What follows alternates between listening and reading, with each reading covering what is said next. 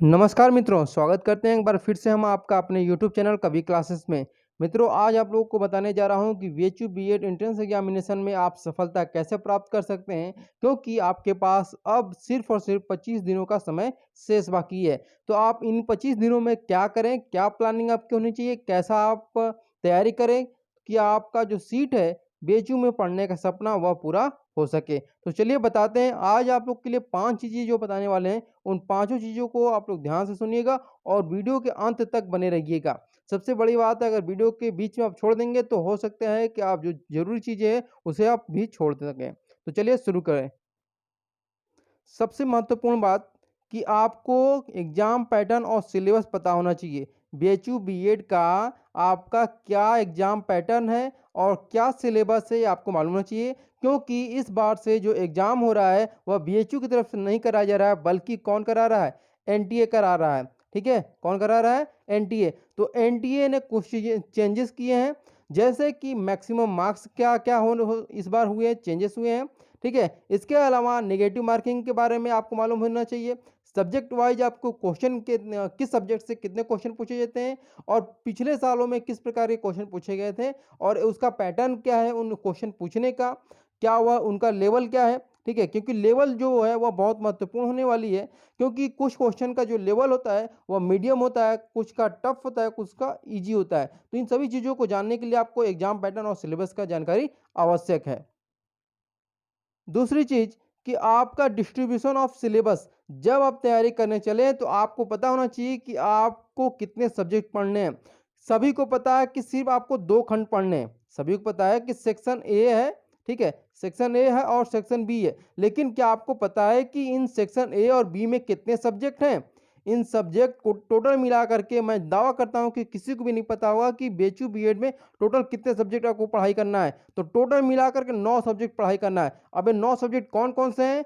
ये आप लोग की ज़िम्मेदारी है कि कैसे आप लोग पेपर को देखते हैं और किस पार्ट में कितने सब्जेक्ट आपको पढ़ाई करनी है। ठीक है? देखिए, जो डिस्ट्रीब्यूशन ऑफ सिलेबस है, वह कैसे आपको पता करेंगे, क्या किस प्रकार का क्वेश्चन आपके आया था। तो प्रीवियस ईयर पेपर यहाँ पर आपका बहुत बड़ा हेल्प कर सकता है।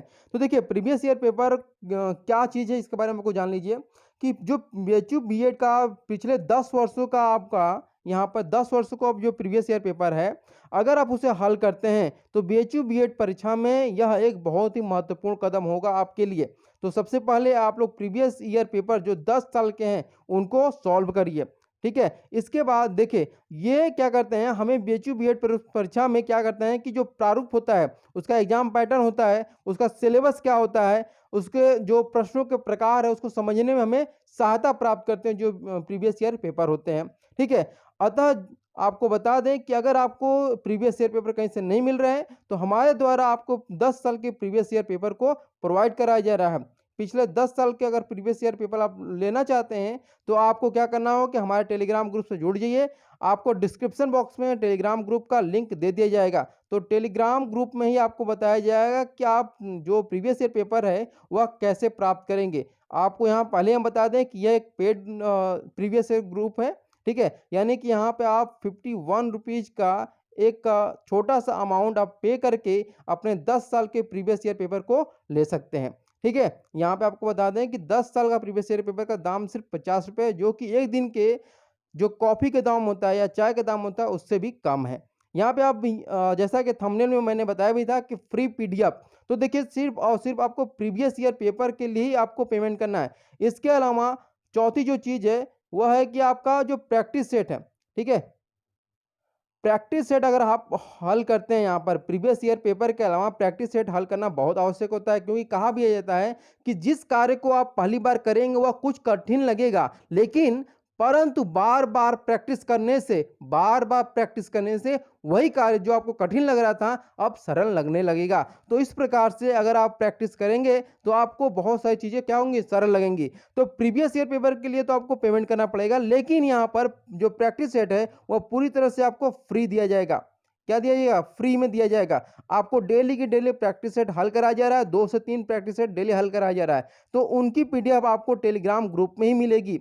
कहाँ पर मिलेगी आपको? टेलीग्राम ग्रुप में ही मिलेगी। तो सभी लोग टेलीग्राम ग्रुप को ज्वाइन कर लिए, उसका जो लिंक है, टेलीग्राम ग्रुप का लिंक है, वह आपको मिल जाएगा।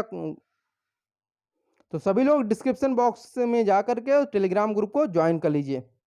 और पांचवी जो सबसे महत्वपूर्ण बात है, टाइम मैनेजमेंट।